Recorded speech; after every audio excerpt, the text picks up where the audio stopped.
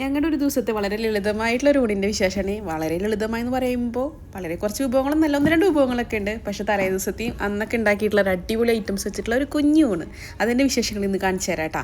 ഇതിൽ ഓൾറെഡി നമ്മൾ ഈ ചാളയുടെ റെസിപ്പി നമ്മൾ ഓൾറെഡി റീലും അതുപോലെ വീഡിയോ ഒക്കെ ആയിട്ട് ഇട്ടിട്ടുണ്ട്. അപ്പോൾ ആ വീഡിയോ കാണാത്തവരുണ്ടെങ്കിൽ ഒന്ന് പോയി നോക്കിയിട്ട് അതൊന്ന് ചെയ്ത് നോക്കിക്കോട്ടെ. അടിപൊളി റെസിപ്പിയാണ്.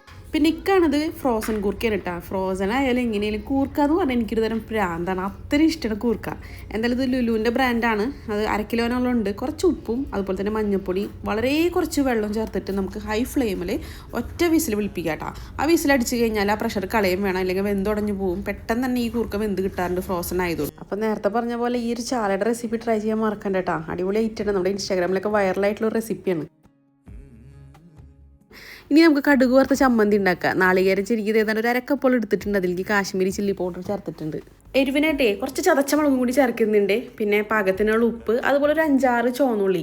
പിന്നെ നമ്മൾ പുളിക്കായിട്ട് ചേർക്കുന്നത് വാളംപുള്ളിയുടെ ചെറിയ ചെറിയ കഷ്ണങ്ങളാണ്. ചാറ് ചേർക്കുന്നുണ്ട് കേട്ടോ. നമുക്കിത് ഡ്രൈ ആയിട്ടൊന്ന് ചതച്ചെടുക്കാനുള്ളതാണ്. അതുകൊണ്ട് വെള്ളം തരി പോലും ചേർക്കാൻ കേട്ടോ ഞാനത് ചതച്ചെടുത്തിട്ടുള്ളത്. ഒരിക്കലും ചമ്മന്തി പോലെ അരച്ചെടുക്കരുത്. നമുക്കിത് കടുക് പൊട്ടിച്ചെടുക്കാനുള്ളതാണ്. അതുകൊണ്ട് ഈ ഒരു കണക്കിന് ജസ്റ്റ് ഒന്ന് പൾസ് മോഡ് ഉപയോഗിച്ചിട്ട് ഒന്ന് കറക്കിയെടുത്താൽ മതി. ഇനി ചീനച്ചട്ടി ചൂടാക്കിയിട്ട് വെളിച്ചെണ്ണ ഒഴിച്ചിട്ട് നമ്മൾ വെളിച്ചെണ്ണ തന്നെ ഒഴിക്കണേ. കടുക് പൊട്ടിച്ച് കറിവേപ്പിലിട്ടിട്ട് ഒന്ന് മൂത്ത് വരുന്ന സമയത്ത് തീ കുറയ്ക്കുക. ആ സമയത്ത് നമ്മൾ ചതച്ച് വെച്ചിട്ടുള്ള തേങ്ങയുടെ കൂട്ട്, ചമ്മന്തി കൂട്ട് ചേർത്തിട്ട് ലോ ഫ്ലെയിമിൽ വെച്ചിട്ട് ഒന്ന് ഡ്രൈ ആക്കി എടുക്കുക. ഒരു 30-40 സെക്കൻഡ് മാത്രം ഒന്ന് ഇളക്കിയെടുത്താൽ മതി. ആ വെള്ളം ഒന്ന് വലിഞ്ഞ് കിട്ടുക. അതുപോലെ കടുകിൻ്റെയും വേപ്പിൻ്റെയുടെ ഒക്കെ ഒരു ഫ്ലേവർ ആ തേങ്ങയിൽ പിടിക്കുക. അത്ര മാത്രം മതി കേട്ടോ. സംഭവം സെറ്റായിട്ട് ഇനി ആ ചീനച്ചട്ടിയിൽ വെക്കരുത്. ആ മൊത്തത്തിലെ ചമ്മന്തിയുടെ ഫ്ലേവർ തന്നെ മാറിപ്പോവും.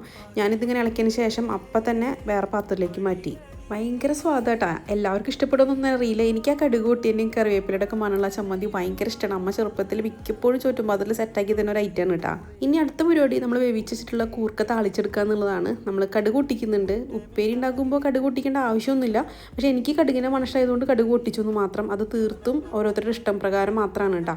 പിന്നെ ഇതൊരു 9-10 ചുവന്നുള്ളി ചതച്ചതും ഒരു 7-8 വെളുത്തുള്ളി ചതച്ചതാട്ടോ. തൊലിയോടക്കിനാണ് എന്നെ വെളുത്തുള്ളി ചതച്ചെടുത്തിട്ടുള്ളത്. അത് ഇനി മീഡിയം ഫ്ലെയിമിലിട്ട് നല്ലപോലെ ഒന്ന് മുപ്പിച്ചെടുക്കുക. ഈ ഒരു കളറൊന്ന് മാറി വരുന്ന സമയത്ത് നമുക്ക് ചതച്ച മുളക് ചേർക്കാം.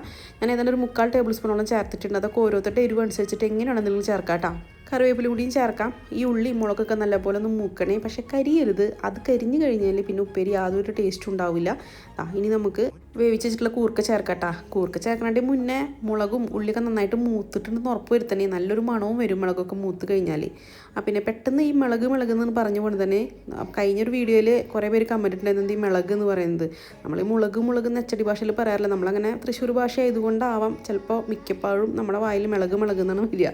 എന്നാൽ നമുക്ക് ചോറ് വിളമ്പെടുക്കാം. നല്ല ചട്ടിയിലാട്ടാണ് ഞാൻ ചോറ് വിളമ്പുന്നത്. നല്ല കുത്തിരി ചോറ് വിളമ്പി, നമ്മളെ കടുക് പൊട്ടിച്ചിട്ടുള്ള ചമ്മന്തി വിളമ്പി. ഇനി അടുത്തത് മെയിനായിട്ട് നമ്മുടെ കൂർക്കപ്പേരി. ഈ ഒരു സംഭവം ഉണ്ടെങ്കിൽ എനിക്ക് പിന്നെ വേറെ ഒന്നും വേണ്ട കേട്ടോ.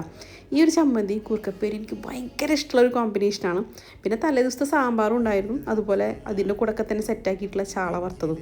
ചാള വറുത്തത് എന്ന് പറയാൻ പറ്റില്ല, ഏതാണ്ട് ആ രീതിയിലൊക്കെ ഉണ്ടാക്കിയുള്ള ഒരു സംഭവമാണ്. ഞാൻ എൻ്റെ വീഡിയോ ഇട്ടിട്ടുണ്ട് നേരത്തെ പറഞ്ഞ പോലെ.